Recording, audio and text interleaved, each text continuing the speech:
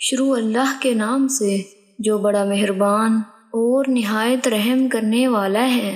السلام علیکم ورحمۃ اللہ وبرکاتہ۔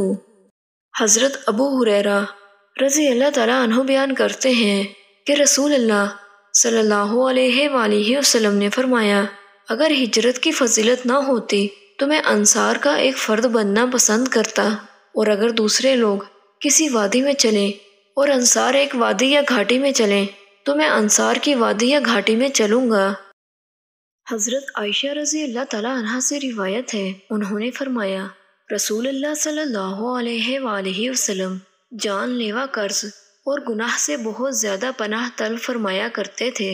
میں نے کہا، اے اللہ کے رسول، آپ قرض سے اس قدر پناہ کیوں مانگتے ہیں؟